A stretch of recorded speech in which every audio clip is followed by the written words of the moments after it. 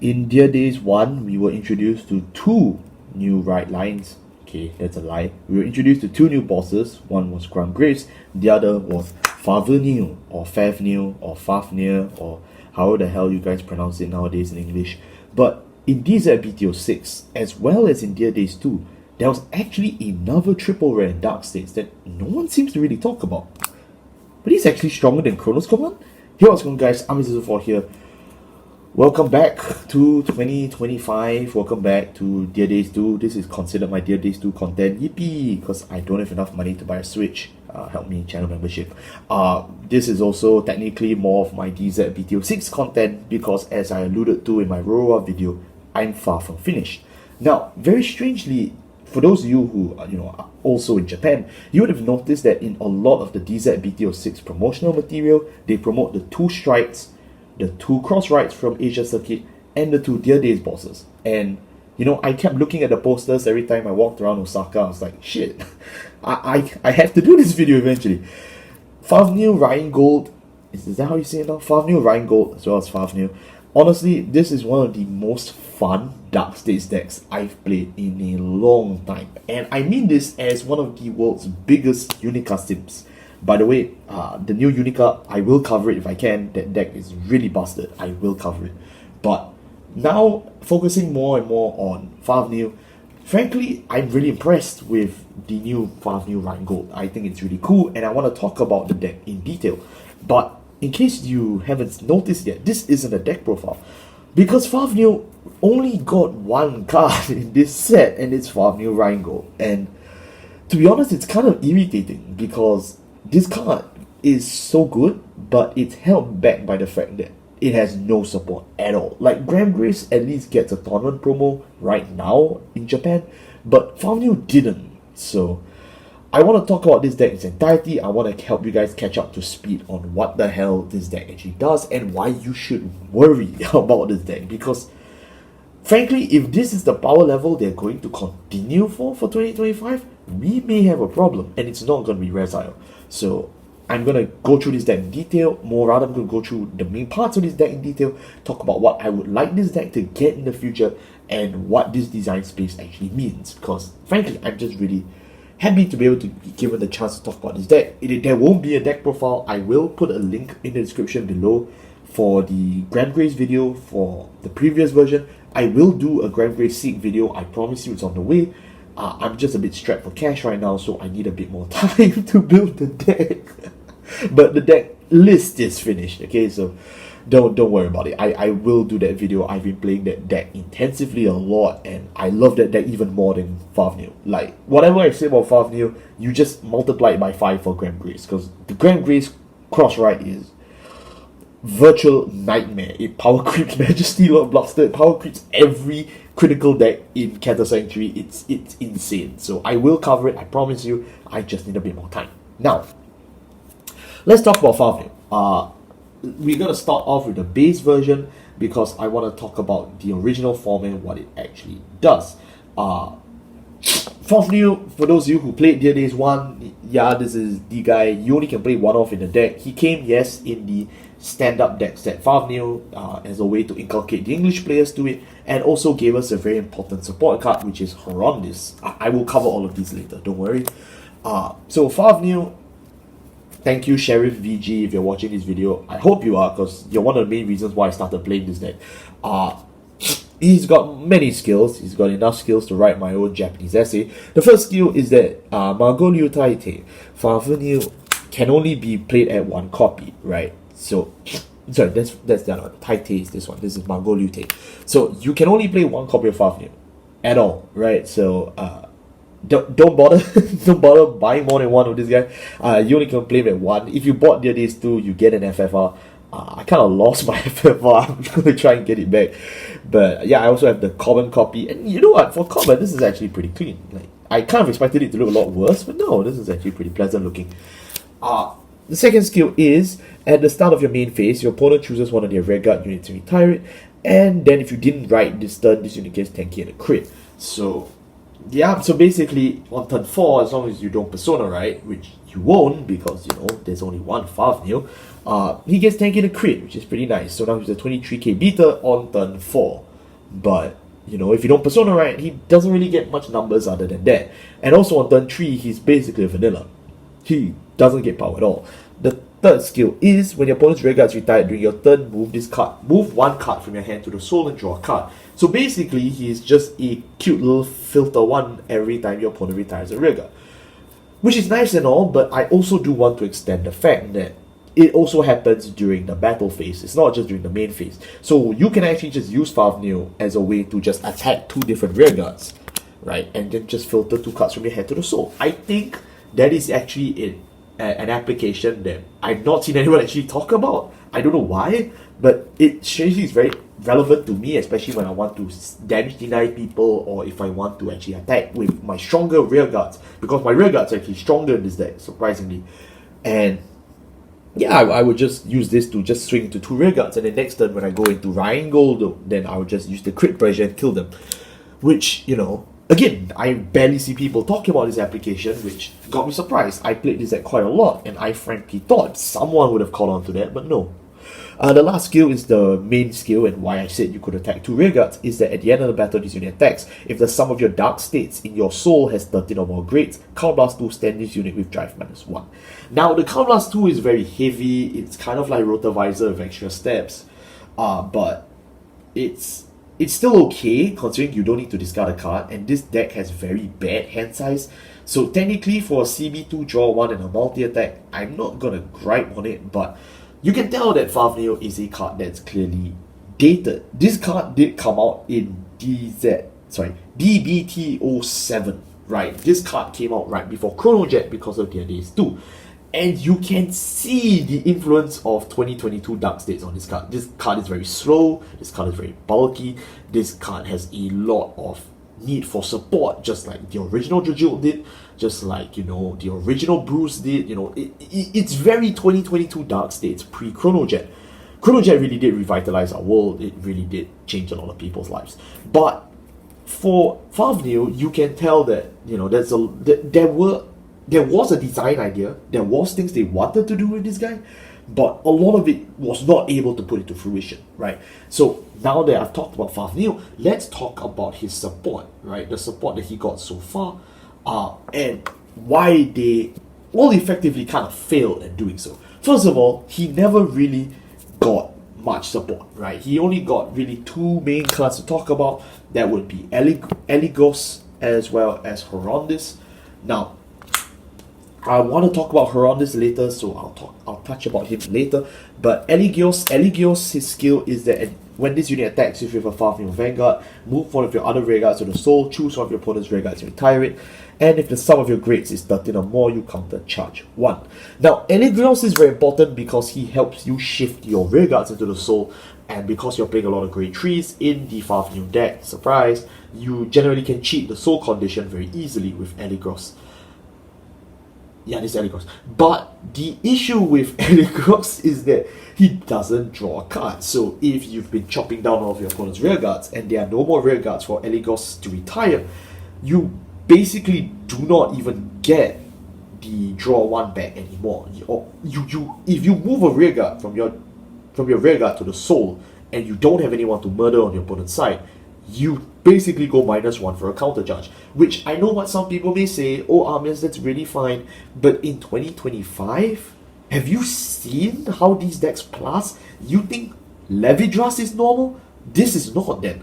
But, you know, again, these are cards that are clearly dated by their time, but it sucks, you know, because Favrneel is a deck that gets so little support that every card that it gets, it's very instrumental. And when you get a card as bad as this, you know, it's just not for the best. Now, I want to talk about Horrondus, but I want to talk about Horrondus later in light of Rheingold, because I feel that Rheingold really changes the application of Horrondus. So let's now jump forward into Favrneel Rheingold, and why I say this card is actually pretty insane. So, Favrneel Rheingold is a cross-ride in every sense of the word. Unlike Gramgrace, who is kind of like a replacement boss monster, this guy needs the original to function. And That's completely okay, right? I know a lot of people gave me flack for my The Blood video and said, oh, you're such an idiot for, playing Vermilion in the right deck. I got a lot of people, talking about Maelstrom, saying, oh, Maelstrom isn't the uber threat that you made it out to be.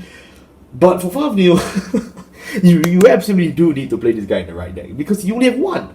I've seen some Japanese lists play him in the main deck, and then they play all kinds of nonsense like the El Majesta right line and Plutonic Investigator, and then they say, oh, just keep top 7 searching. I hate to break it to you, the reason why the Blood can't play Vermilion in the main deck is because your top 7 searches will fail you. I don't know how many of you actually study probability, but if you are gambling on just 1 to 2 searches to guarantee your entire game plan, that's not a good game plan. So for Favrneel, who is even worse than Vermilion in the sense that you only have 1 copy of this fat ass in the deck, you better play him in the right deck because you need him to stay alive. But unlike the Blood, Favrneel actually encourages you to play the 1 copy in the right deck, and for good reason. So let's go through his 4 skills, because he too also has a lot of tanks, and I'll tell you more about it, right? So the first skill is, during your turn, if your opponent is grade 3 or greater, so it's a co-second card, kinda, but if you also have the original Margoliouth Favrneel in the soul, which is, the original, this unit, all the front row units get 10k power for free, this guy gets a crit. Now, that solves already one problem of Favrneel. A lot of people, if you actually remember the original Favrneel, the biggest problem of this deck is that your rear guards didn't have numbers. This guy just kept 10k to himself, and then he would just laugh at all the board members, but everyone else was just a freaking 13k vanilla, But with Favrneel Rheingold, he straight up just gives you 10k to your front row. I can't believe I have to use this. I'm using this for effect. I even bought the English one for my English audience, right? And then you get Persona right as well. Oh, the big fat. Okay, so basically what this means now is that your front row gets a whopping 20k, and this guy gets a crit. For those of you who don't know what 20k does, it's basically having 4 G units face up in your crest zone, right? So basically it's like playing Rhino Stall Night Rose, but for 5 turns extra. Favrneel does this on turn freaking 4, and all you need to do is just have this guy in the soul for the 10k, and then just Persona right.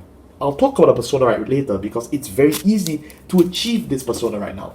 The second skill is, during your main phase, you choose one of your opponent's rear guards to retire it, and then move a card from your drop zone to the soul. So first of all, now he can now just charge from the drop zone, which it's really good considering what all the Dark States that charge from the drop zone do. And then you now get to choose the opponent's rear guard to snipe every turn for free. So again, that is just really cool. Like, having a on-demand snipe every turn really feels like a boss monster, right? Like, that's the kind of stuff you expect to see when you're writing your own, like, Vanguard style, Dungeons and Dragons boss. You now get a dude that just says, oh right, every turn I'm gonna snipe one off for free. I can't think of any deck in the history of Vanguard that gets such a cool skill like this. And it gets worse. At the end of the battle, this unit attacks. If the sum of your dark states in your soul is 13 or more, surprise, is a grade 3, you can't blast 2, or choose a card with Favrneel from its name and put it into the soul. Stand this unit with drive -1. It's the exact same skill as the original Favrneel, but now you get an alternate way to pay the cost. You can now move one of your Favrneels from your hand to the soul. Okay, now I want to talk about its skill later because it has a very important implication, but let me cover the most dangerous skill of this guy. At the end of your turn, if your Vanguard is the original Purgation Dragon Deity Favrneel or Margoliouth Favrneel, you can now, from the soul, Superior Crossride at your end phase for free. No cost. Absolutely nothing. You can now just Crossride. So, to summarize what the hell the new Favrneel does, basically, right, when the original Favrneel retires one of your opponent's rear guards, you can now just on demand put a card from your hand to the soul, right? Because you have the filter skill, which is skill number 3, right? That's how it works. Now, as long as you hit your 13 or more grades, which, you kind of will hit because, this be dark states, so now that you hit your 13 or more grades, you can now just play through your turn, And then later on, at the end phase, after this guy attacks, you now just choose your original and superior crossride. Right? So that's basically all it does.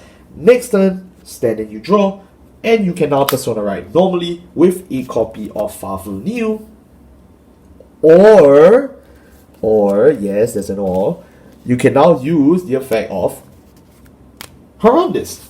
Horrendous has two skills, which is at the end of battle, there's unit attacks. If you have a Favrneel Vanguard, move this card to the soul, choose one opponent's rear guards, and retire it. Right? So basically, it is a net zero trait on one side, and it helps move itself for no Cowl Blast, no Soul Blast, no Energy Blast. Pretty good. And then the second skill is in your soul. At the start of your right phase, if you have a Favrneel Vanguard, you can discard a card from your hand and bind this card from your soul. You can activate Persona Ride, just like Regalis Piece, right? You just activate the Persona Ride. You draw one, your front row gains 10, and for the rest of your turn, you cannot ride anymore. So, generally speaking, what this does mean is that on the original Favrneel, you always get your Persona Rides, but you just never be able to ride up anymore. Now that you already rode up to Favrneel Rheingold in the end phase of your previous turn, mind you, your Horrendous is now able to activate Persona Ride on Rheingold, which means now your front row gets not only the Persona Ride effect, but it also gets the Cross Ride effect of the extra 10k.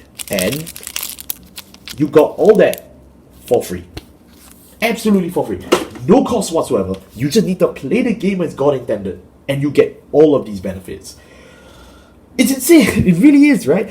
And not only that though, like I mentioned, for skill 3, you can either pay Counterblast 2 or use a Favrneel copy, right? So you can either just normal Persona Ride with your Favrneel copies, use your Counterblast 2s, and then use cards like Eligos to counter charge. Or you could just use your Favrneel copies as cost for your Favrneel restand.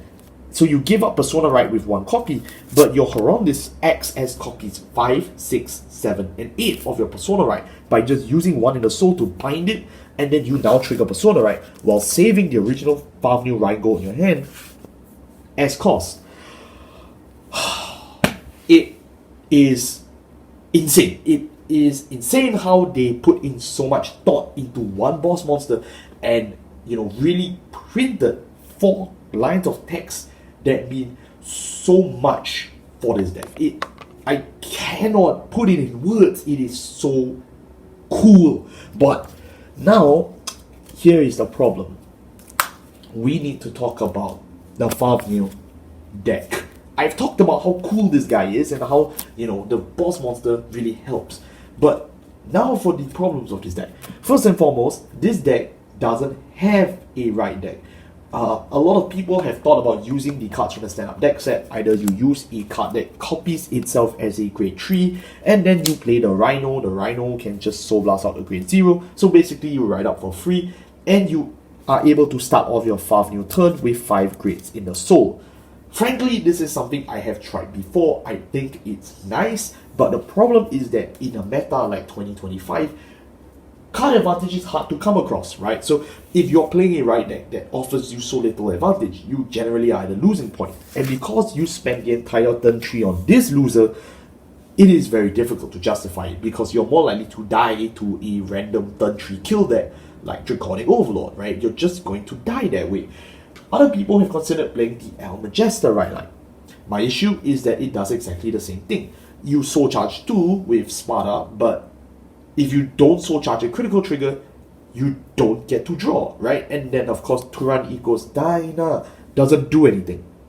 I'm sorry, it doesn't do anything. I don't care what you guys tell me. Oh, it triggers Platonic Investigator. It doesn't do a thing. Platonic Investigator becomes a vanilla when you ride into Favrneel, because Favrneel is not an El Majesta chick. He's not a pretty lady with boobs. Look at him, he's a man. So it really sucks that, all these ideas are just being tossed out the window because Favrneel is so anti-synergistic with the rest of his damn nation. The only remaining right decks that I can tell you to play is either the Bruce right deck or the Evil Eye right deck. I've chosen the Evil Eye right deck because I think the Evil Eye right deck is actually pretty slept on. I know some people also play the Blanknemire right deck, but the Blanknemire right deck is even worse. Okay, so I would not recommend it at all. So For Omina Croak, use Soul Blast 1, look at the top 5 cards in your deck, add an Omina card from your deck to the hand, which obviously you don't, and then if you don't, you Soul Charge 2, right? So you swap out a Grade 0 for 2 blind Soul Charge, which already is pretty good. And then Omina Owls, he moves 1 trigger from your deck to the Soul to draw a card. So even though you give up a trigger, you know, you still get a +1. So you get a +1 and a Soul Charge 2, which is frankly a lot better than most Dark States right decks. So in my opinion, I would recommend the Evil Eye right deck. But if you guys have a right deck that works better, please let me know in the comment section below. I would love to hear your thoughts, because that's really where I'm going to end this deck discussion, deck profile. No, yeah, this is more of a deck discussion. Frankly though, I really love Favrneel Rheingold. I think he is one of the most fun cards to come out on DZBT06, and I think most players of DivineZ 2 are going to love this motherfucker. He is just that cool, but he has no support. Favrneel really needs a Gramgrace style tournament promo which uses energy to do anything, because as you can tell here, there is no energy cost at all on this card. So frankly, there is nobody in the entire Favrneel deck that uses energy, and I think we deserve one. I really think that if you just gave Favrneel 1 to 2 cards of direct support, this guy would really impress you. And it has impressed me too, you know, as someone who really frowns on Dark States because Dark States is such a weird nation to build and play. Having a deck like Favrneel is both really fun and really aggravating. It's really fun because you can see the amount of love they put in this boss with the amount of thought that they put in. Every line of text on each of them clearly shows you something they wanted to put across to you.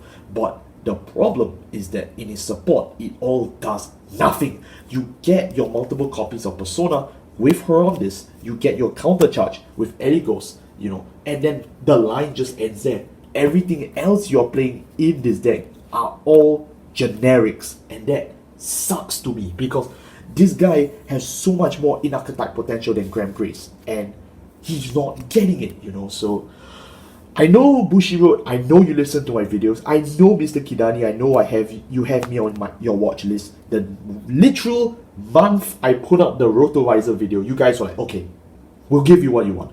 Please God, if you are watching this video, give me a Favrneel promo in April.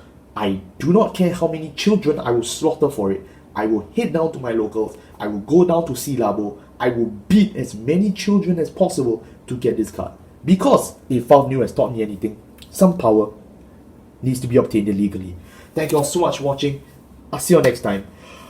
Yeah, that concludes the Favrneel video. Now I'm only left with one, which, you know, it's kind of funny.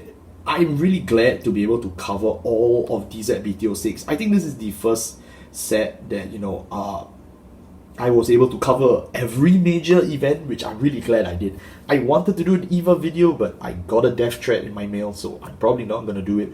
Other than that though, yeah, I'm looking forward to covering Gramgrace. At the moment of this recording, DivineZ 2 came out. I'm not going to do DivineZ 2 videos. I kind of spent all my money on this guy instead. So yeah, consider this my contribution to the DivineZ train. Other than that though, I'm also looking forward to covering DZBT07. I'm really excited with the new Astroya, as I mentioned previously.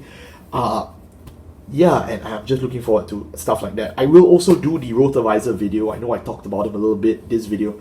That video will come once I get my 4 tournament promos. I'm still in the midst of farming for it, so please wish me luck if you see me. Yeah, that's really all about it. Thank you all so much for watching. I'll see you next time. Take care. And Happy New Year, because I'm recording this, you know, on a different day.